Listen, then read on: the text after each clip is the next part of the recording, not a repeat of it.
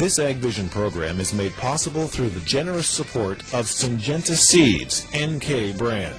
The results you need, the freedom to choose. And by Farms.com. Ag news, market prices, ag careers, and farm real estate. You'll find it all at Farms.com. We had a call here recently from a beef producer in Brandon, and he said to me very specifically, he said, all of the agronomic advice we're getting is fine, but he said, we already know how to grow food. What we need to know and what we need information on is how to make money. So having said that, you have made a comment about making money, and I'm going to read it slowly and have you explain it. You said that money to be made in today's new rural economy is from learning how to organize access to global knowledge, combine it with local relatively immobile assets, and do it in exclusive ways not available or understandable to others in the market. So best you can, explain what you just said there. Well, there are three parts to that formula. First of all, knowledge is global. It's generated all around the world. And the thing is to tap into it. And that means you have to have a learning mindset.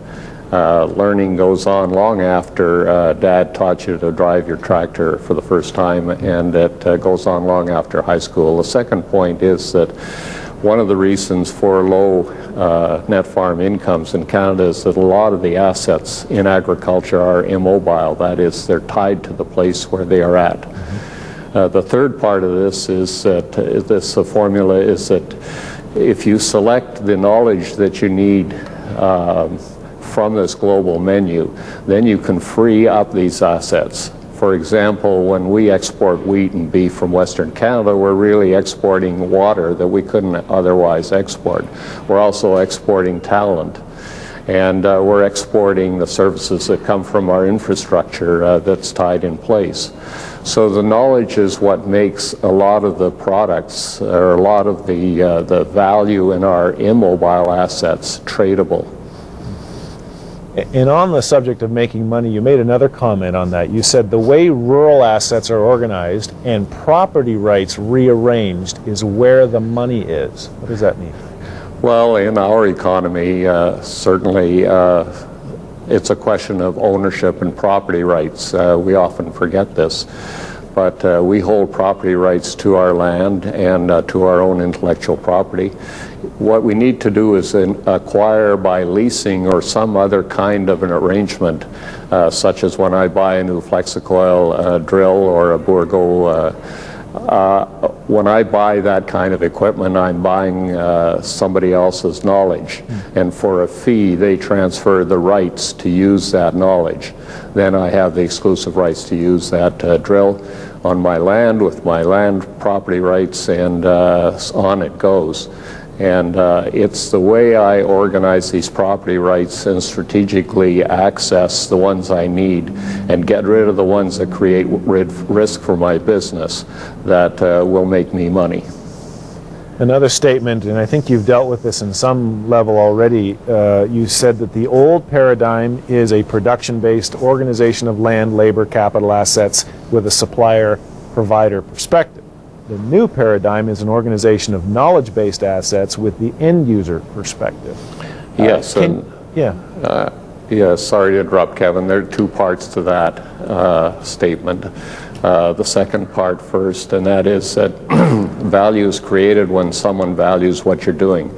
And farmers have for a very long time done what they do because they like doing it, and they like the life, and also they feel that everybody should value the excellent quality of the food that we produce in Canada.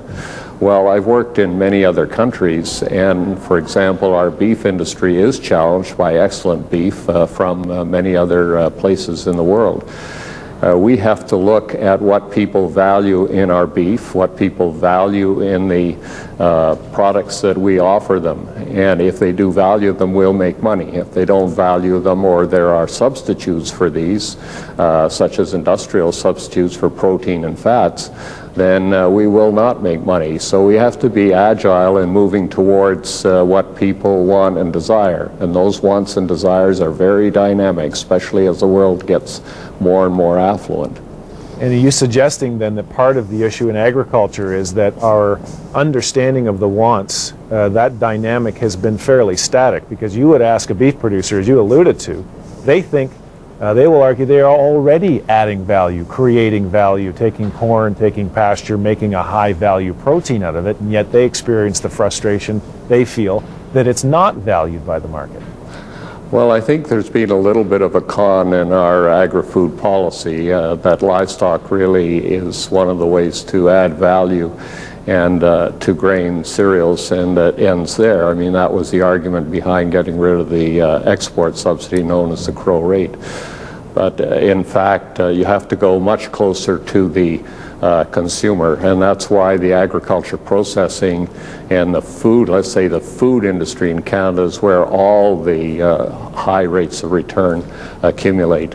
And the farmer doesn't get that value because the farmer isn't anywhere close to the consumer, what the consumer values. Interesting. Well, Peter, we're just about out of time here. Just very quickly, a comment about, you talk about historical rural economies have been driven by the can-do problem-solving tradition in contrast to the extracting value from human knowledge. Just a quick explanation of that. Well, in our county, Smoky Lake County, we really pride ourselves on being able to get things done. When problems arise, we can solve them. We can fix just about everything in our municipality. We never have equipment stays broken down. Our graders operate very well most of the time. But the fact is that we have to move forward and create business plans and start thinking ahead so that we can bring knowledge to bear on the way we improve the standards of service to people. And that same thing applies to the farm industry. We really have to be thinking ahead as to where the knowledge comes from, where the new uncertainties are coming from. Those that we can ensure, we ensure. Those that we can take care of by better practices, we do that. But those that we can't manage, we have to get rid of those uncertainties. And that only comes from much better understanding of markets and much better knowledge about what is available and what other folks are doing to cut us off in the past when we get new products into the market chain.